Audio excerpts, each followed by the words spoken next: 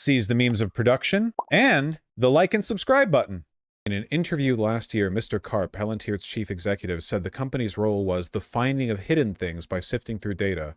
Mr. Trump's election in November boosted Palantir's stock, which has risen more than 140% since then. Oh yeah, they've been helping ICE for a while. I think they lied about that to the public, but they've been helping ICE for quite some time. The work is part of a $30 million contract that ICE signed with Palantir in April to build a platform to track migrant movements in real time.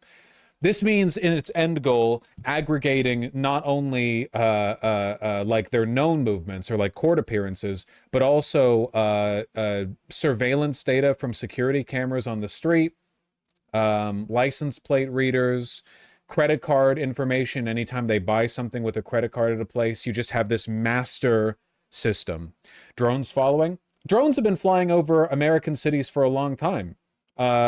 Big surveillance planes fly over American cities with sophisticated cameras pointing downward with resolutions high enough that sometimes they can make out like details about cars and people. You know, it wouldn't actually take that much of an expansion of the existing system to track basically anyone at any time. It doesn't matter if you're a criminal, you might be in the future. Real Minority Report shit. Not to mention Palantir has been helping Israel aggregate data on all Palestinians, anyone in Gaza. Yeah, it's a real like colonial feedback loop, right? Like the reason we support Israel is because we have high profile tech and military contractors who use them as a testing ground for the surveillance and military techniques that our government wants to use elsewhere, including on us. I'm getting stressed. How do we stop this? Or do we just live in the woods? They would see you in the woods. Here's him saying our AI is killing Palestinians. It's a YouTube short. I hate YouTube shorts because they autoplay. Oh. If you said platitudes that a few people get wealthy, and if you said platitudes that were obviously stupid, you could... You're getting wealthy off of killing Palestinians. With Palantir kills Palestinians with their AI and technology. Oh. You're killing my family in Palestine. Yeah. And, you know... What kind of person are you? How do you sleep at night? Well, if you... Shame on you. Do you want to hear my answer? Not wearing dress socks, wearing crew socks with a suit. Sure, go ahead. Okay, so, You might notice he loves this, by the way. These people are inhuman. They're psychopaths. They're not like us at all.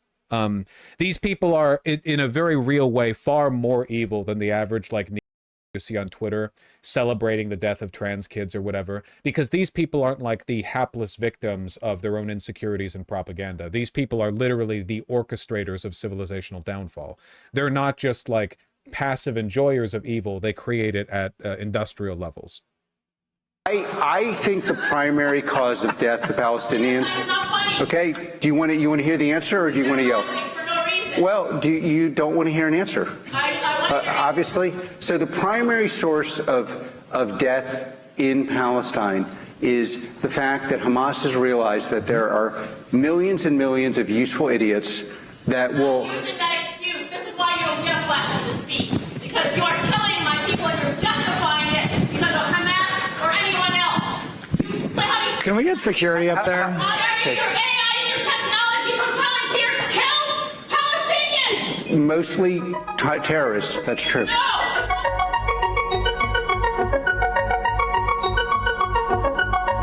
Of course, it's worth remembering, like, he's not a Zionist ideologically, right? At least not necessarily. Like, this is to him just a showcase of his technology. He doesn't care about people. It is nothing, like, again, like, to him, Israel's just a testing ground, right?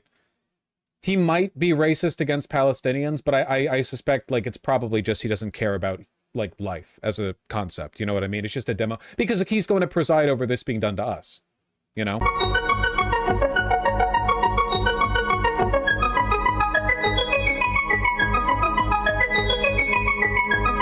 Fucking loud-ass music. Are we gonna be slaves or are they gonna kill us? Stop asking stupid rhetorical questions. It takes energy for me to read them and dislike you for that. Palantir reps have also held talks with the Social Security Administration and the Department of Education to use the company's tech to organize the agency's data, according to 2 Palantir employees and officials in those agencies. The goal of I would love for one of those abundance people to talk about this, by the way. I would love, like, in terms of, like, muddying the waters, diluting responsibility, and acting as though this isn't fundamentally a problem with power differences. I'm really curious what liberals have to say about the actual like end of civil society, not just the end of democracy. Civil society can exist in an authoritarian government. In fact, it often does. This wouldn't just be the end of democracy. This would be the end of human society as we understand it. This is an end state worthy of the exaggerated dystopias that we've written about, you know? Like it's like you can say it because it's an exaggeration, but this is 1984.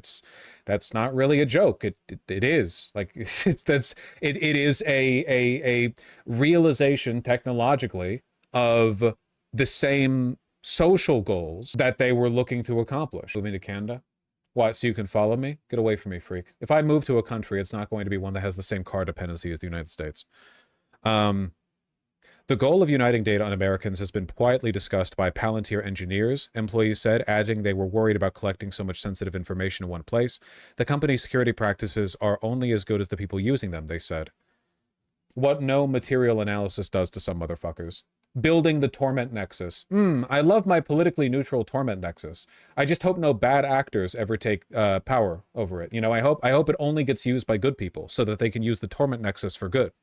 All it does is torment people, but surely somebody will find a good use for it. Wouldn't a 1984 type situation require these people were as competent as they are evil? The people who run Palantir are extremely competent. Fascist incompetence doesn't come from being evil. It comes from the fact that their particular brand of ignoring reality and their public messaging, it forces them to, well, ignore reality. It's an engagement with the public.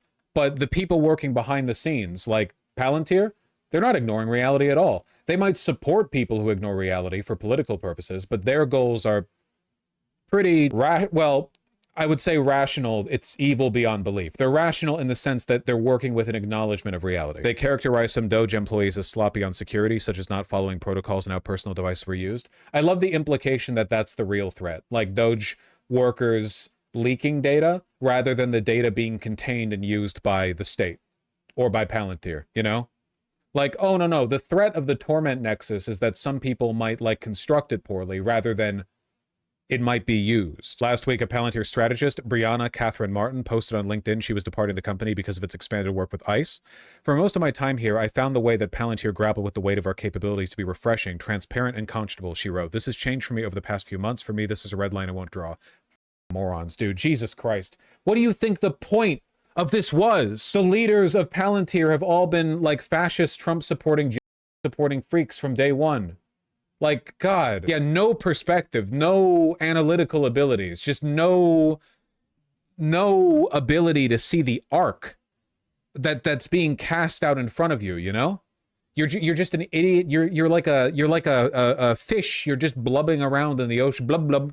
You have no idea. You're just being you're being brought by currents. You have no idea. It's infuriating. They don't believe smart people can be evil. Yes, that's actually a very common misconception from people who have high intelligence, I guess, broadly, but low social intelligence. They think that when bad things happen, it's because people are stupid. In reality, overwhelmingly, when bad things happen, it's because people are indifferent, careless, or have different moral values than you do. It's like does stupidity cause problems across the board? Absolutely. But the real problems, the real social decay, very rarely is it because of stupidity. It's because powerful people don't care about you, and they're okay with bad outcomes, or at least okay with acting brazenly without consideration of those bad outcomes, as long as it favors them in the short term. In other words, evil is often, yeah, directed, deliberate, and a consequence of a difference in material interests, not just because people have a low IQ. I can't believe I'm joining this train, but this is actually despair-inducing. Oh, no. This is like actual end time stuff. This right here is right up there with climate apocalypse and like human civilization. This is your end screen. You severed the connection of fate. For the rest of all time on our planet, like forevermore will this cast a shadow on our ability to live. It's pretty bad. It's pretty bad. It's pretty bad. Yeah, the real damaging thing is that unlike fascism, this kind of like technocratic, oligarchical, not even like a surveillance state. It goes beyond. It's like what do they call it? Like a panopticon, this like permanent panopticon, you know, might actually be a stable social system. Stable doesn't necessarily mean good. For a long time, slavery was a stable system. In fact, slavery was largely destabilized by the Industrial Revolution, which meant that a significant amount of labor could be achieved better with a higher level of education. Otherwise, slavery might very well still be, like, practiced widely, even in the developed world. What we think of as the developed world, you know. It was an unlodging, not just because of people's moral values changing, but because of people's industrial needs changing. This might end up being a stable system. Good vid by More Perfect Union about that. Yeah, I like More Perfect Union. You know, why not? Give me, sure. Yeah. Better that than just reading another article which rephrases what we saw from the New York Times. I want to play for you one of the most chilling clips. Yeah, but Marx assumed we wouldn't become mind slaves. Marx did actually write on the ability for, like, the production of capitalist propaganda from the capital elite to sustain a more or less indefinite population of Lumpenproll.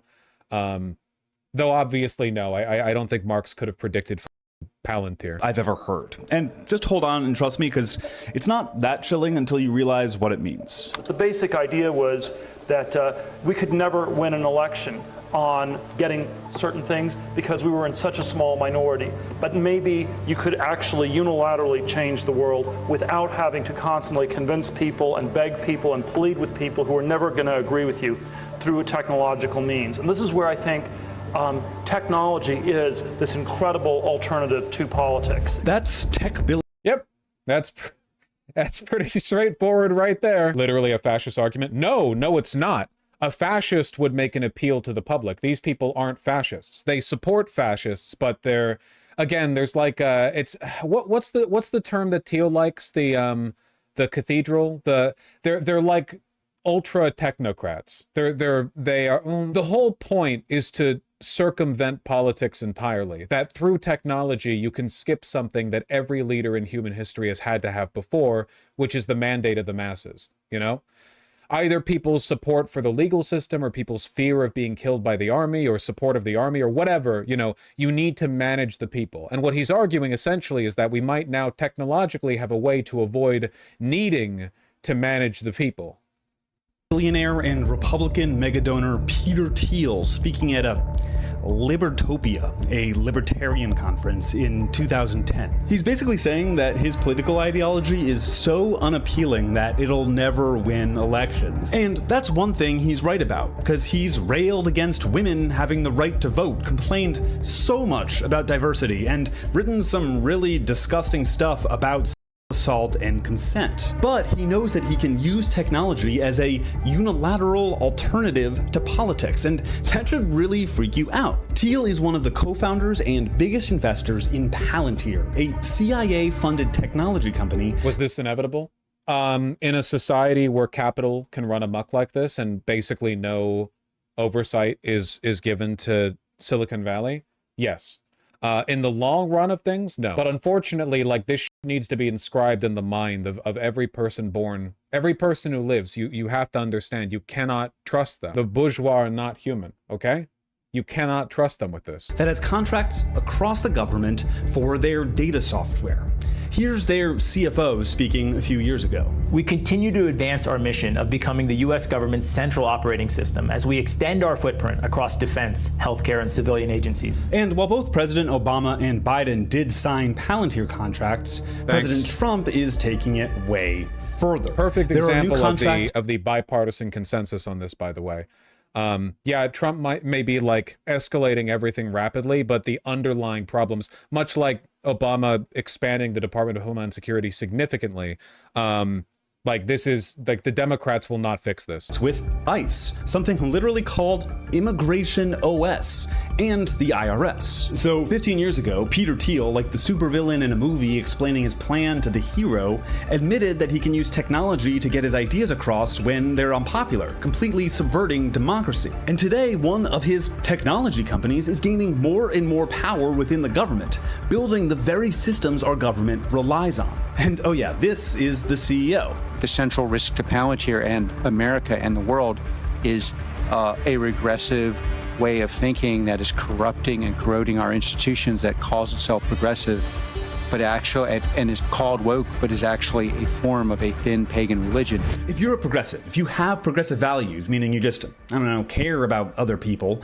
the CEO of the company building America's technological back end thinks of you as the central risk. He thinks of you as the enemy. Are these the people you want running the systems you rely on? So yeah, anyway, Palantir just got a bunch of new contracts to combine information from our health department, Department of Homeland Security. They already work with the military. You can expect, like, yeah, this seems like it's pretty much happening. I don't really know what could stop it at this point, to be honest with you. Inside leaks won't change a thing. Their incompetence, they're pretty competent. The Rapture, maybe. Solar flare, maybe. Collapse of the USA government. Honestly, at this point, it's possible that even if the American government collapses, the Palantir would be able to puppet it. Solace you taking as the world's ending. You see my sick-ass chore jacket? I'm gonna get such nice fades in the indigo in this. I'm gonna, like, work out in it. Vaush doesn't have answers, just despair. You can complain about me dooming, but unfortunately, like, anyone who gives you a more optimistic outlook than I am right now is lying to you. Unfortunately, a lot of you like to consume this content as a fulfillment of a particular emotional state. You like to feel smarter than your opponents, which, given our opponents, by and large, are pretty dumb. You probably are. You like to feel, you know, they're stupid, their arguments are laughable. Often they are, sure. But this is really, really bad. And anyone who sells it to you in any other way, I mean, this is real. I'm sorry. Yeah, it sucks. I live here too. I also live in this country, on this planet. But no, it's shockingly bad. And you know what? If a Democrat won tomorrow, I don't think they would change a thing. There is absolutely no reason to believe that Democrats are willing to do anything about this in terms of AI, in terms of Palantir, in terms of corporate surveillance. There is no reason to believe the Democrats are even remotely interested in addressing this. Now, that doesn't necessarily mean it's actually over. It just means that I don't know what would end it. Maybe it collapses due to problems I can't really foresee. It's a really complicated system. I don't know what that would look like exactly, but I acknowledge the fact that I don't know everything. I don't know the future, right?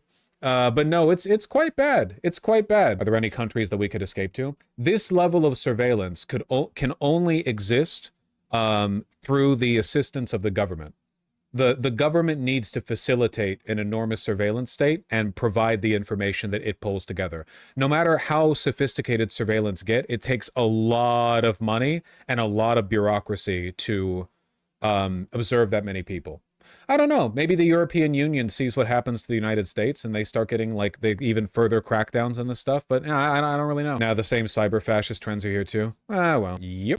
I don't know if that could stop it. AI could bypass it and infect all tech. AI doesn't infect tech. It's a program. It's not actually intelligent. We have absolutely no metric by which we can evaluate that. You know, it's just a black box if-and analytical program that we use to, or that Palantir uses to assess data, or I don't know, make funny images or whatever. It's not magical. Thank you, Senpai. Arigato, Senpai. If there's a radicalizing force towards Ludditism, it'll certainly be the consequences of this. Has anyone read Kurt Vonnegut's Player Piano? It kind of sucks that, like, the idea would be if tech is destroying everyone's life, people would rise up against it, but in reality, 50% of the population would support the cops coming in to shoot anyone who so much as spray painted a security camera because they think the security camera protects them from woke or whatever. I don't know. This is your problem. You always underestimate the Democrats, Vaush. They would 100% make sure the surveillance operator is a black trans woman. That's true. You're not wrong. Yes, sir. Okay, we need a very short rejoinder. We need a little bit of a buffer. I've been seeing way more of these clips posted. I'm sure that a lot of you guys are seeing these all the time because you consume Zoomer media that I don't really care about. I don't really go and seek it out. But it's this, like, I guess, growing trend. Maybe this has been around for longer than I thought. Of, like, what if we created content that was street podcasts and the purpose of the content was to insult women so that the people watching feel good because a woman's getting insulted? And then you get, like, the rage bait plus the unironic misogynist coming in. This has been going on for years. Does anyone else feel like it's been getting louder lately? She's not even fat? Yeah, but, like, that's the real rage bait poll, right? Does height matter in a guy? Oh, yeah. So we're gonna measure your waist. I'm 5'5". No, your waist. 36 inches? Wait, so you... Okay, this is something I'm curious about. Is it actually 36 inches? I don't think you're holding that tape slack at all. I think your other hand, wow, you have very tiny girly wrists. I think your other hand is pulling it back on the other side, because I have a 37-inch waist around my belly button, and I am a 6'2" guy, and I am not skinny. Inches? Wait, so you judge a guy based on height, but your waist is 36 inches? I don't know. I think my girlfriend has a perfect waist size. What's her waist size? Probably in the negative.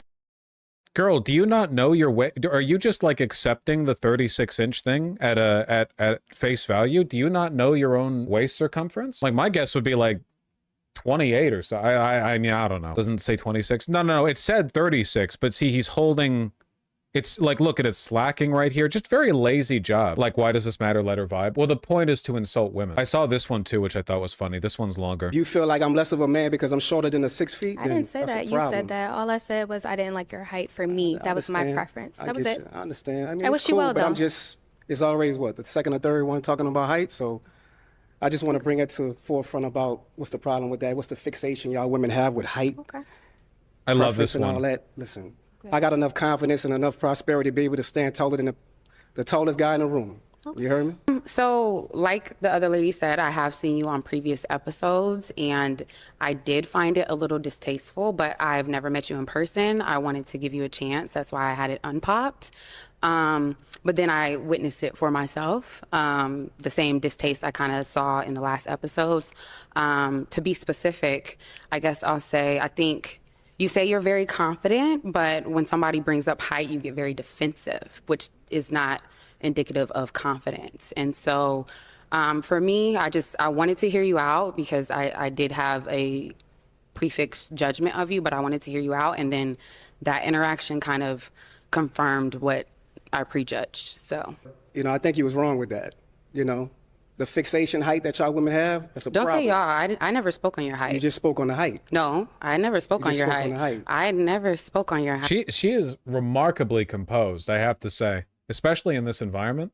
I said what you did on your previous episodes was distasteful to me, but I wanted to give you a chance to come out here and interact with you myself. I actually wanted to answer one of your questions, which is why I had my balloon unpopped.